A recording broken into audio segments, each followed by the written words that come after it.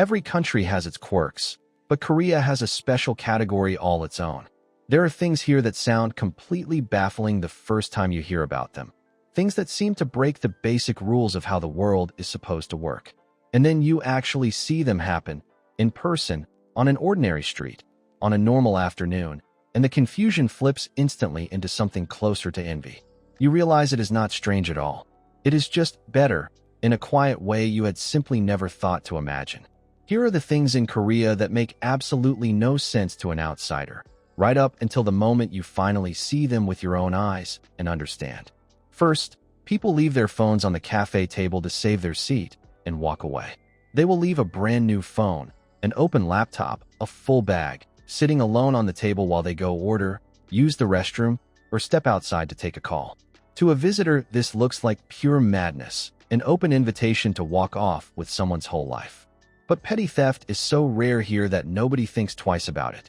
The phone is still sitting there when they get back, every single time. It makes no sense at all until you watch a whole cafe full of unattended laptops and slowly realize this is simply a country that trusts itself. Second, nobody tips, and nobody wants you to. You finish a great meal, the service was warm and quick, and you reach to leave a little extra, and the staff will often chase you down the street to hand it back, genuinely confused about why you left money behind. The price printed on the menu is the price you pay, full stop. Wages are built into the cost of the food, so there is no awkward mental math, no quiet guilt, no calculating percentages at the end of a lovely evening. It feels almost wrong at first, like you are getting away with something, until you realize this is exactly how it always should have worked. Third, the subway seats are heated in winter.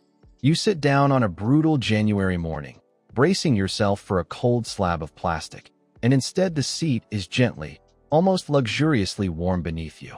It sounds faintly absurd when you describe it, the idea of heating a public bench shared by thousands of strangers a day. But after one cold commute spent on a warm seat, the thought of an unheated one in the dead of winter starts to feel needlessly, pointlessly cruel.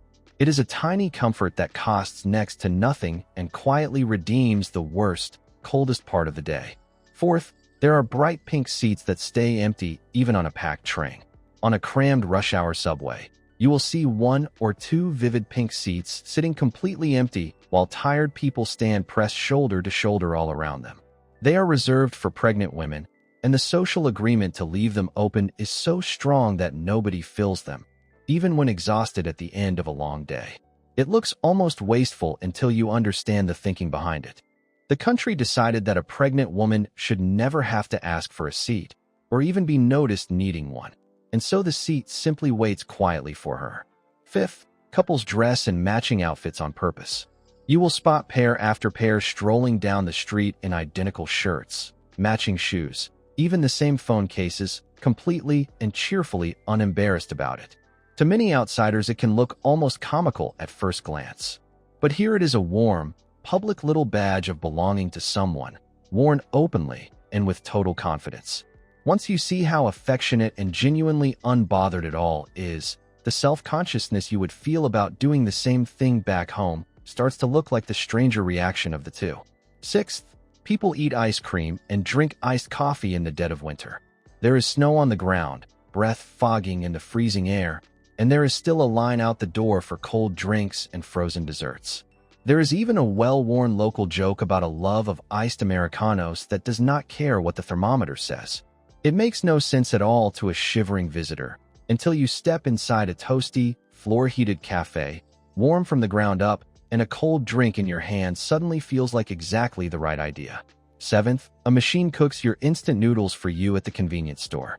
You grab a cup of ramen off the shelf, and instead of hunting around for a kettle, you set it under a dedicated little machine that pours the precise amount of boiling water and runs the countdown timer for you. It seems wildly unnecessary at first, a whole machine for a job a simple kettle already handles. And then you use it once, get a flawless cup of noodles in under a minute with absolutely no guesswork, and find yourself quietly wondering why on earth this is not standard everywhere else. Eighth, food gets delivered to a random patch of grass by the river. People sprawl on mats along the Han River with no table, no address, no building in sight, and a delivery rider walks across the open park and hands them a hot meal, having found them purely by the location on their phone. It sounds flatly impossible the first time someone explains it to you. Then you are the one sitting on a blanket at sunset with fried chicken that arrived at a spot with no address whatsoever, and the whole idea of being chained to a dining table indoors starts to feel oddly old-fashioned. Ninth, people sleep in public, comfortably and safely. In cafes, on long subway rides, stretched out in bathhouses, you will see people peacefully napping in shared public space, bags resting loosely beside them, completely at ease with the world. Almost anywhere else this would set off quiet alarm bells. Here it is simply a tired person catching a little rest in a place that feels safe enough to allow it. It is one more small, telling sign of a society where the background assumption about the people around you is that they are, almost certainly, just fine. 10th, strangers form perfect lines without anyone telling them to. On the subway platform, people queue up neatly along the markings painted on the floor, leaving a clear channel for passengers getting off first, then file aboard in calm order. There is no guard, no announcement, no rule being enforced. It simply happens every single time, out of pure shared habit and mutual consideration. After you have experienced how smooth and fast it makes boarding a packed train, the chaotic, shoulder-first shove of an unmarked platform back home suddenly feels genuinely uncivilized. 11th, you can shop and eat for hours without ever stepping outside. You walk down into a subway station, and somehow you are now in a sprawling underground shopping street, which flows into an office tower, which connects to a department store, all of it linked, all of it indoors. You can spend half a day crossing a chunk of the city, shopping and eating along the way, and never once feel rain, wind, or cold. It is disorienting at first, this idea of a whole second city humming beneath your feet, until you simply accept that here, the weather has quietly been made optional. 12th, shop owners hand you free things for no reason at all. You buy something small, and the owner quietly slips an extra item into your bag, or presses a little gift into your hand, smiling, expecting absolutely nothing in return. It feels like some kind of mistake the first time, as though they forgot to ring something up. But it is a deep, old cultural habit of warmth, of adding a small something simply to be kind to another person.